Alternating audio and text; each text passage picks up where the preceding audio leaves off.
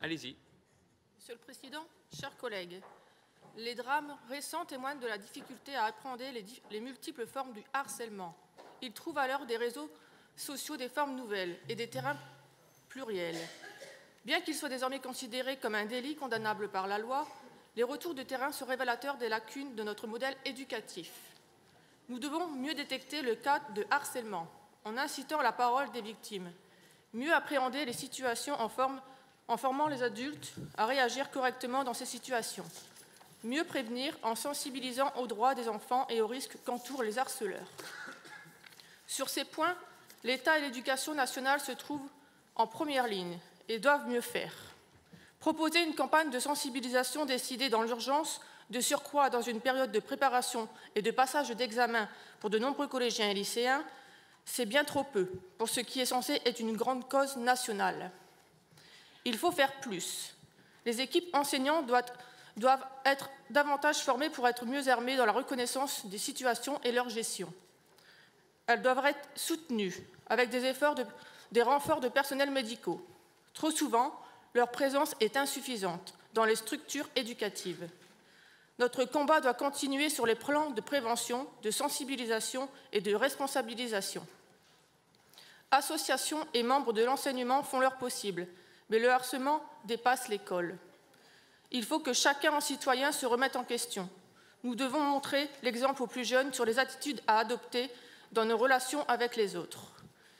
Il est bon de rappeler que les parents ont la responsabilité d'éduquer leurs enfants aux conséquences de leurs actes sur l'utilisation d'Internet et des réseaux sociaux, tout comme il en est de leur responsabilité d'identifier un renfermement sur soi, les silences, un changement de comportement soudain qui peuvent être des signaux de harcèlement.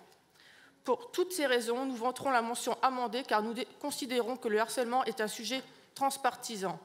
Aussi, il ne doit pas nous diviser, car dans tous les cas, les premières des victimes seront les jeunes harcelés qui comptent sur nous, pouvoirs publics, pour agir concrètement. Je vous remercie.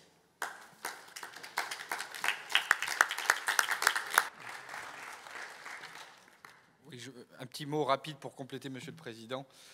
Simplement pour saluer l'engagement des élus UDI qui, il y a maintenant plusieurs mois, ont alerté et ont effectivement relayé un certain nombre d'initiatives menées dans leur territoire. Je pense notamment à Cathy Desfontaines et à Anne-Sophie Tazarek qui nous ont très tôt mis en avant, mis en perspective un certain nombre d'actions engagées et qui ont proposé à l'exécutif régional, autour de Manuel Martin, accompagné également d'Antoine Silani, de pouvoir mener un travail abouti qui, du coup, a pu être mis en lumière au travers de cette proposition, mais qui évidemment va se poursuivre, parce que c'est évidemment un sujet qui nécessite une action de plus long terme, qui nécessite aussi que l'on identifie sur le territoire des initiatives innovantes, et je pense notamment à un lycée à Béthune qui mène des initiatives particulièrement intéressantes, parce qu'effectivement, cette question du harcèlement nécessite une mobilisation générale, y compris d'ailleurs des parents d'élèves, nous l'avons dit, et qui nécessite là aussi un travail transpartisan. Donc merci pour le travail qui est mené, merci à l'ensemble des acteurs qui se mobilisent, et le travail est encore long, mais nous sommes en bonne voie en tout cas pour agir dans notre belle région. Je vous remercie.